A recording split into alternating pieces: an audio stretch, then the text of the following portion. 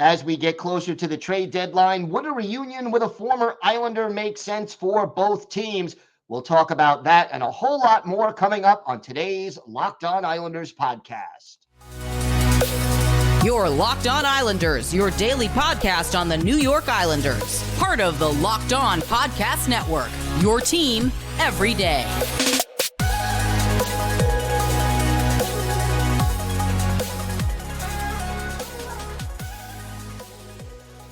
And welcome, everybody, to the Tuesday edition of the Locked On Islanders podcast, part of the Locked On Podcast Network, your team every day.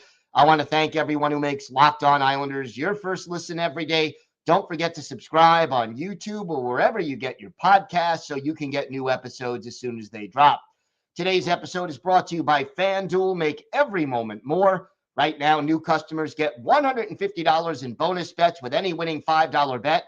That's $150 if your bet wins. Visit FanDuel.com/LockedOn to get started. We've got a busy show ahead of us, but first, if there's something Islanders related on your mind, if you have a question, a comment, maybe a topic you'd like us to talk about on a future episode, you can email us at lockedonislanders@gmail.com. And if you leave your first name and where you're from, we're happy to mention you on the show when we talk about whatever it is that's on your mind. You can also follow the show on X at Locked On Isles. You can follow me, Gil Martin, on X at Ice Wars, NYR, VSNYI. We'll keep you up to date on all things Islanders all season long, and I am live tweeting during nearly every Islanders home and road game. So join me for some instant insight and analysis. And it's always great to talk Islanders hockey with you, game time or anytime. So the trade deadline is less than a month away, March 8th, 3 o'clock p.m. Eastern time. And the question becomes, what will the New York Islanders do? Do you think they will be buyers, which is the Lou Lamoriello typical MO? He always wants to buy. He always wants to win now. But will he go that route again this year? Remember, he's traded away 4 consecutive first-round picks. Obviously, a lot of the answer to that question will have to do with how the Islanders play between now and the trade deadline. And, if the team continues to play well, obviously adding someone, especially if you're Lou Lamoriello, would make a little more sense. If the team continues to struggle, then trading away some guys on expiring contracts might make more sense. But when in doubt, in my mind, expect Lou Lamoriello to be a buyer if he feels this team has any chance of reaching the playoffs. And, right now, you look at the numbers, and the Islanders are 18th in the league in goals scored and 24th in the league in goals against. Now, remember, the Islanders have played 52 games. They have exactly 30 games left on their schedule. And all the teams that are behind the Islanders, for example, in the Metropolitan Division standings, all have at least one game in hand. The Penguins have 3, but all of them have games in hand on the Islanders. So 18th in the league in goals scored, 24th in goals against. And what does that tell us? Well, it tells us a lot of things. And also, the goal differential for the Islanders this year is minus 21. It tells us that this is a below average team statistically on paper. Now, it's been a little better to the eye test, certainly, since Patrick Waugh came in. And if the Islanders were going to be buyers, one of the things they definitely would need to add is a goal scorer, somebody who can give this team more scoring depth. And one possibility might be to bring back former Islanders winger Jordan Eberle. And I'm not talking about a long-term reunion. Eberle is 33. He, you know, in mid-May, he will turn 34. I don't think you bring him back and then do what Lou might do and sign him to a 7-year deal. All kidding aside, though, signing him to a longer extension may not make a lot of sense. But what are you getting in Eberle? Well, he spent 4 seasons on the island. He had a 25-goal season his first year there and 59 points, and then 19 goals, and then 16 goals in his last 2 seasons, but 58 and 55 games played due to COVID and all the things that affected the schedule. So again, you're getting a guy who just last year with Seattle had 20 goals and 63 points. This year, not as productive, 9 goals and 28 points in 47 games for a struggling Kraken team that we will see later tonight at the UBS Arena. And that's a 7:30 start. And again, you could hear every moment of that game with the Islanders' hometown broadcast on Sirius XM. Just go to the SXM app and do a search for Islanders. But we'll get a chance to see him. And, in 208 games over the last 2.5+ seasons, he's got 135 points and 50 goals. Eberle would add some juice to either the second or the third line. His cap hit at this point is $5 million. But again, if you're talking about closer to the trade deadline and you prorate what's left, wouldn't be a lot. I don't think you'd have to give up a lot to get him in theory. Problem, again, is the Kraken are probably looking more for picks and prospects, although they're not out of the playoff picture by any means, and they did make it last year. But would you be able to get Jordan Eberle without a lot of picks? I think they'd be able to fit him under the salary cap for the rest of the year, especially if guys stay on LTIR. But overall, he gives you a little bit of speed.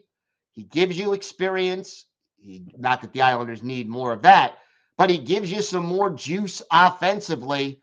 And, maybe he gives a little more juice to that second line right now, which is struggling. And Patrick Roy is shuffling the lines, and we'll talk about that coming up a little bit later. But again, I don't think you'd have to give up a lot for Eberle, although there could be a bidding war. Other teams, maybe even the Rangers, might be interested in adding a guy like Eberle. But again, for the Islanders, it might make sense because the price shouldn't be too high as far as what you'd have to give up to get him. And it also would be a situation where he's familiar with a lot of the players on this team. I think he would welcome the opportunity to play for Patrick Roy. And again, expiring contract, this would be most likely a rental. And I would probably want to keep it a rental unless he's willing to sign, a 1-year, $2 million, $2.5 million kind of a deal next year, or 2-year, $5 million total deal. If he's going team friendly and it's a short-term deal, more or less everything Lou Lamoriello tends not to do. But if you can do that, I wouldn't mind adding him for a year maybe, but better off keeping him a rental. Let's not kid ourselves. But if you're looking for that little extra something that wouldn't be too expensive, you could do a lot worse than adding Jordan Eberle to this roster. To me, short-term makes sense. Long-term does not. But, I don't want to give up another first-round pick. I don't want to mortgage the, Ruslan Ishkakov or William Dufour or Mathew Maggio just to get another 30-something guy who's going to be here for another 5, 6, 7 years. But if you can get a guy like Eberle inexpensively, short term, I think it does make a certain amount of sense. All right. We've got the latest injury news and some line changes in practice that are worth discussing. Plus, we'll have our Islanders birthday of the day. A goalie was with the Islanders for 2 years in the early 2000s and who was originally a first-round draft pick of the New York Rangers. Let's see if you can guess who that is. We've got all that and more coming up on today's Locked On Islanders podcast. Today's episode is brought to you by your friends at FanDuel. Get buckets with your first bet on FanDuel, America's #1 sportsbook. Because right now, new customers get $150 in bonus bets with any winning $5 bet. That's $150 if your bet wins. Bet on all your favorite NBA players and teams with quick bets, live, same-game parlays, exclusive prop bets, and more. And you could use your hockey knowledge and your Islanders knowledge on FanDuel as well. Check out the odds and props for tonight's game between the Islanders and the Kraken. Just visit FanDuel.com/LockedOn and shoot your shot. That's FanDuel.com/LockedOn. FanDuel, official sportsbook partner of the NBA. Locked On has launched the first ever national sports 24/7 streaming channel on YouTube, and now you can also find it on Amazon Fire TV. Locked On Sports Today is here for you 24/7, covering the top sports stories of the day with the local experts of Locked On, plus our national shows covering every league. Find the Locked On Sports Today channel now on Amazon Fire TV. So some injury updates and some line change updates, and these are, well, rather interesting to say the least. First of all, Alexander Romanov, who the team desperately missed Saturday against the Calgary Flames, he was out on the ice for practice on Monday with the Islanders. And Patrick Roy basically said, I thought he had a good practice. He's looked good from what I've seen. We'll see about tomorrow. He's still day-to-day. That is good news for the New York Islanders. Also an update on Hudson Fasching. Fasching skating on his own, but still not practicing with the New York Islanders. And so at least we have that little piece of good news for Islanders fans. So hopefully Fasching is available to return. He's at least taking the first few steps, but more importantly, hopefully Romanov, who still is day-to-day officially with that lower body injury, will be ready to go on tonight's game against the Seattle Kraken. Meanwhile, in practice, some different line combinations. And first of all, Oliver Wahlstrom still in the lineup, skating on the third line with J.G. Pageau and Simon Holmstrom. Not surprisingly, Cizikas, Martin, and Clutterbuck, they are still the duo. Then you have the first two lines, and Patrick Roy shuffling things a little bit. The top line in practice, Horvat, Barzal, and Engvall. The second line, Nelson, Lee, and Palmieri. And, we did see Engvall on that top line a little bit late in the loss to the Flames. And we'll see, whether or not this works. Here's what Patrick Roy said after Saturday's game. There's things I'm wanting to try at times. I thought that adding Engvall with Bo Horvat and Matt Barzal added a little more speed to that line. I thought that would be a good thing. I think Kyle Palmieri and Brock Nelson have been clicking very well, so it really doesn't matter. I mean, Anders is a good fit for them as well. Again, it was only a handful of shifts late in the game, but Roy added in the moments they had, I thought they had some good buzz. I mean, they were holding the puck in the offensive zone. Maybe it's something we give a shot at. We'll see how it goes. And again, he said it could be short term, could be long term. I don't have a timeline on this. It could be 2 shifts in the first period, and I go back. But right now, I'm curious to see. I have mixed feelings about this. On the one hand, I don't mind the idea of trying to juggle the line combinations around because it has been rare for the Islanders to have more than one line clicking in any given game. Usually it's been Lee, Horvat, Barzal, sometimes Nelson, Engvall, and Palmieri. But you need really both of those lines and a little more from the third line offensively if you hope to win consistently. Right now, I don't like the idea of rewarding Pierre Engvall because he hasn't been playing particularly well. And that, do I think playing with Bo and Barzy could up his numbers a little? Yeah. But here's a guy who's on pace for about 10, maybe 11 goals on the season and maybe 29 points. That's not a top 6 forward's numbers. And one concern I have is if you put Engvall up on the top line, Engvall and Barzal, that's probably your 2 fastest forwards as far as just skating speed goes. And that leaves the second line with Brock Nelson, who's not very fast, Anders Lee, who's on the slow side, no offense to Anders Lee, and Kyle Palmieri, who has decent burst, but essentially you're putting all your speed eggs into one basket. And that is a little bit of a concern. I think it might help get the second line going, but I think it may hinder the top line. Look, I want to see Pierre Engvall do better. Here's the big difference with Pierre Engvall, by the way. Last year, in his 18 games with the Islanders, he had 9 points, 5 goals, and 4 assists. Was also a +7.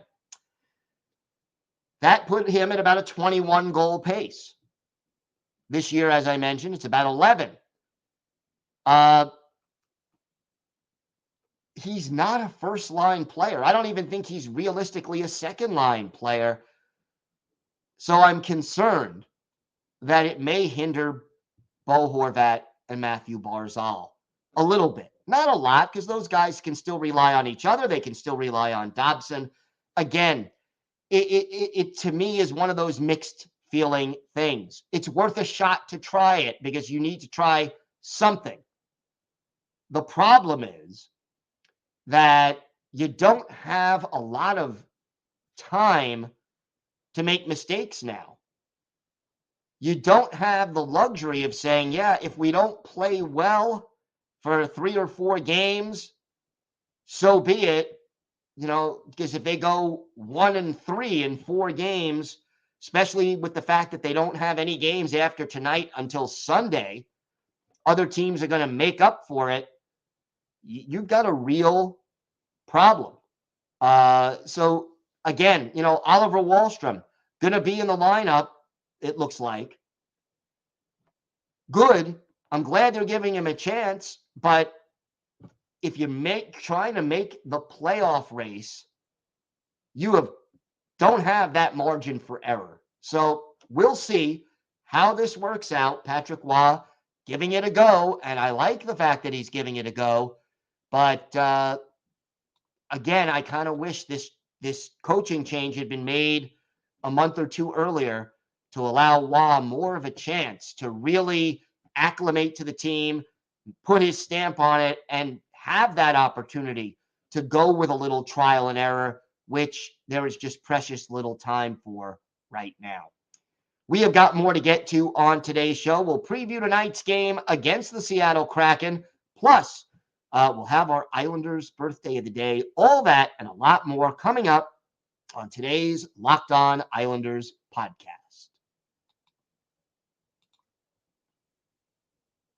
Today's episode is brought to you by Sleeper. We're past the halfway point in the season, and Islander fans, we are in the playoff hunt. I want to remind you that you can win big by playing daily fantasy hockey on Sleeper, the official daily fantasy app of the Locked On NHL Network. Sleeper is our number one choice for daily fantasy sports and especially daily fantasy hockey, because with Sleeper, you can win 100 times your cash in daily fantasy hockey contests. All you have to do is pick whether studs like Sorokin, McDavid, or McKinnon will record more or less than their Sleeper projections for things like goals, assists, saves, plus, minus, and more in any given game. To win a bet on Sleeper 100 times bet, you need to correctly predict the outcome of 8 player stats. You heard me, Islander fans. You can win 100 times your money playing daily fantasy hockey with Sleeper. Use promo code LOCKEDONNHL. You'll get up to a $100 match on your first deposit. Terms and conditions apply. That's code LOCKEDONNHL. See Sleeper's terms of use for details and locational availability. Locked On has launched the first ever national sports 24/7 streaming channel on YouTube, and now you can also find it on Amazon Fire TV. Locked On Sports Today is here for you 24/7, covering the top sports stories of the day with the local experts of Locked On, plus our national shows covering every league. Find the Locked On Sports Today channel now on Amazon Fire TV. Islanders, Kraken, tonight, 7:30 Eastern time start. And again, you can catch every moment of this game with the Islanders' hometown radio broadcast on SiriusXM. Just go to the SXM app and do a search for Islanders. The Kraken, losers of, 3 of their last 4 coming into last night's game against the Devils, and they struggled early in that one as well. This is a team that is just outside the playoffs right now. They have, right about NHL 500. They are just behind the team the Islanders just lost to, the Calgary Flames, in the Pacific Division standings. And, last year, playoff team, played well, kind of ahead of what most people thought they would be, and they seem to have regressed a little bit this year. The goals against, still strong. Joey Decord has played well this season, but he played last night against the Devils, so we probably see backup Philip Grubauer, because the Kraken are on a back-to-back, while the Islanders have been resting since Saturday. I assume that Patrick Waugh goes back to Ilya Sorokin tonight, but we'll have to see. Kraken, 27th in the league in goals scored, 10th in goals against. The power play right in the middle, 16th in the league. The PK is 20th. So hopefully the Islanders' power play can get going against the Kraken, and hopefully the Islanders' PK can find a little bit of help. Guys to watch, we know Jordan Eberle. Oliver Bjorkstrand right now leads the team with 40 points. Jared McCann leads them with 21 goals. And, again, there is talent on this team. It is just a question of getting some of these young guys ready and in the groove to play better together. This is a team that rolls 4 lines, that forechecks aggressively, and gets the job done by wearing you down when they're playing their style of hockey, but they haven't been able to do it consistently. The top line, Matty Beniers, that youngster, is playing some pretty good hockey. He centers Thomas Tatar and Jordan Eberle, some familiar names to Islander fans. Alex Wenberg is the second line center. Jaden Schwartz to his left, Jared McCann to his right. Yanni Gord is the third line pivot. Eli Tolvanen and Oliver Bjorkstrand flank him. And then Kaylor Yamamoto centers Brandon Tanev and Andrei Burakovsky on the fourth line. Vince Dunn and Adam Larson, a very talented top pair defense group. Jamie Olskiak is on the second pairing with Will Borgen, and then Riker Evans and Brian DeMoulin are the third pair. As I mentioned, the goalies, Joey Decord and Philip Grubauer. Pierre-Edouard Bellemare on IR. Justin Schultz right now listed as day to day for the Kraken. Islanders need these 2 points. And I've mentioned it before. Islanders are not playing Wednesday, Thursday, Friday, Saturday. Most of the other teams in the battle for the final playoff spots in the Eastern Conference will play 2 games during that time, and that gives them a chance to make up as many as 2, 3, 4 points against the Islanders as this playoff race continues. The Islanders cannot afford to have a losing streak after losing on Saturday. They need to get 2 points. Doesn't matter if they win in overtime or a shootout because the Kraken are in the Western Conference, but they need the 2 points. And I'll take it a step further. More importantly, they can't not show up. That was the most discouraging thing about Saturday's loss to the Flames. They just didn't show up until the third period. Patrick Roy ran them hard in practice on Monday in response to that poor effort that we saw, that inconsistent effort. Now the Islanders need to show that they will respond to that and play well against the Seattle Kraken. It is going to be vital for them to do that, and I only hope that we see a better 60-minute performance from the Islanders tonight against the Seattle Kraken. Time now for our Islanders birthday of the day, and today is the 39th birthday of former Islanders goalie Al Montoya, Il Cubano. He was drafted by the Rangers first round, 6th overall in 2004, played his college hockey at the University of Michigan. Never played for the Rangers, did play for their AHL affiliates.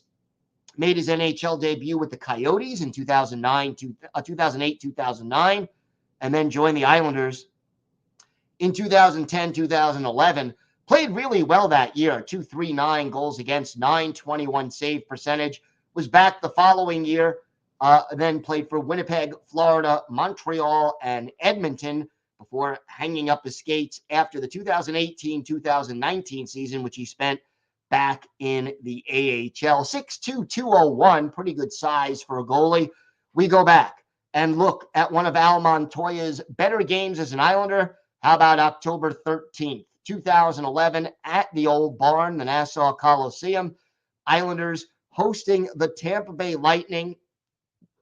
Former Islander Dwayne Rolison, the goalie for Tampa, while, of course, Al Montoya, the goalie for the Islanders. And in this game, even though the Islanders are outshot 35-34, they win this game going away by a score of 5-1 because Al Montoya made 34 saves to earn the win. 2 goals and 2 assists for Pajama Boy, John Tavares, in this game. But Montoya, with an outstanding performance for the Islanders, he ends up with 34 saves and the W in this contest. And one of the nicer guys you'll ever want to talk to, Al Montoya, he is our Islanders birthday of the day. I want to thank everyone for making Locked On Islanders your first listen every day, everydayers. Tomorrow on the show, we'll have our key takeaways from tonight's game against the Kraken, plus our hero and go to the game, and we will have our weekly farm report on all things Bridgeport Islanders, so make sure you join us for that. Until then, have a great day, everybody. Stay safe. Hopefully the snow is not too bad out there, and let's go Islanders.